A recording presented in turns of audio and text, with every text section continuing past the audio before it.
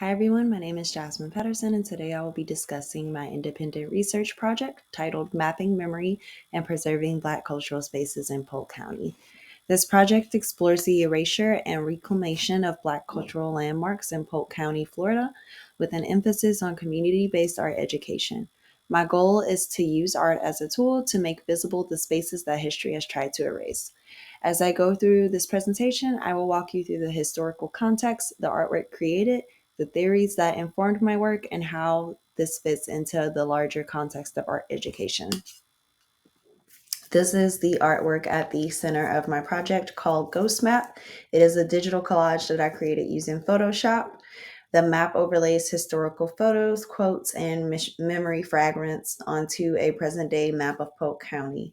The imagery and text in the map serve as a visual representation of the erasure of Black spaces, and the ghostly effect I apply through the layers and transparency and opacity symbolizes how these spaces, once full of life, have been concealed or forgotten by time and development. So this slide gives a quick overview of the research that pinned the project. My central issue that I explored in my paper was the erasure of Black cultural spaces in Polk County. I looked at how urban renewal projects and other historical forces led to the displacements of Black communities.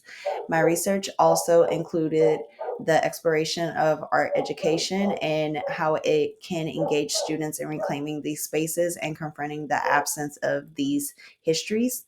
Using theories like Black geographies, critical cartography, and participatory pedagogy, I analyzed the role of making hidden histories visible.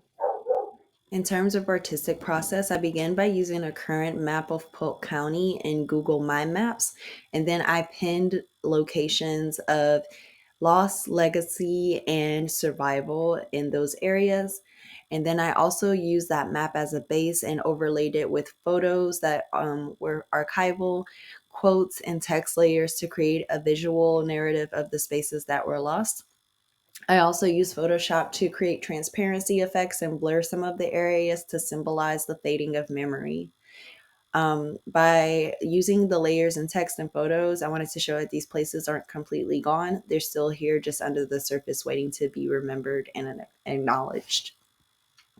From this project, I learned about the emotional and logistical complexity of historical preservation, especially when it comes to Black communities. And through my interview with historian Doris Moore Bailey, I gained more insight into the ongoing efforts to preserve these histories, including the challenges that come with confronting painful past. I also learned how urban renewal projects like those that displaced the Black neighborhoods for the creation of the RP Funding Center contributed to this erasure. And this project highlighted how personal memory and public history can be brought together through art to help reclaim those stories. Some of the historical erased spaces included Moorhead, which now is the RP Funding Center complex, as you can see below. And then we also have neighborhoods like Black Bottom, and there are a couple of others. So this is a before and after look of how those spaces were erased. And I used the archival images in my artwork to show what once existed.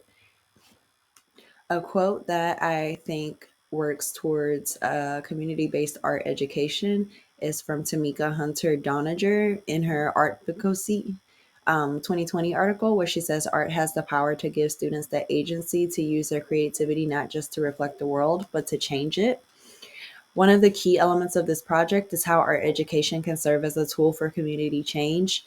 Through the creation of the Ghost Map, I aim to show students how to engage with local histories in a way that doesn't just preserve them, but actively makes them a part of their educational practice.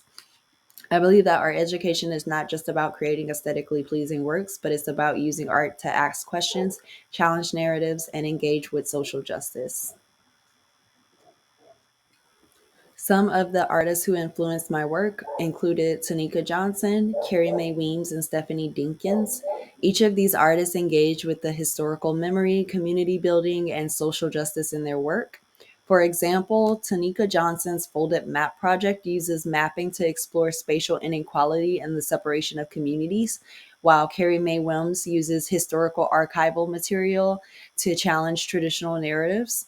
And then Stephanie Dinkins uses digital art and technology to preserve and share their oral histories. Their work inspired me, and the methods that I use to create Ghost Map, and it also reflects how art can serve as a tool for social engagement. While this project has provided valuable insights, there are still many unanswered questions. One of them is, how can we sustain community engagement with historical preservation in the era of rapid development? What role can art education play in fostering a deep connection to the land and the history that has been erased? And what practices can we put into place to ensure that these histories are actively remembered and preserved? These are the questions that I hope to continue exploring as I move forward with this work. Closing thoughts. Art education, when rooted in place based learning and community history, has the power to connect us to our past, present, and future. This project demonstrates how memory can be visualized and acted upon, making visible the stories that have been hidden. By engaging students in creating work that addresses erasure, we can give them tools to reclaim and reimagine their communities. This work is far from finished, but it's a step towards creating a more just and viable, visible history. So here we have the map that I created in Google My Maps. It is a map that you are able to see, and I have a link in the next slide if you would like to take a look at it and the website that I created for it.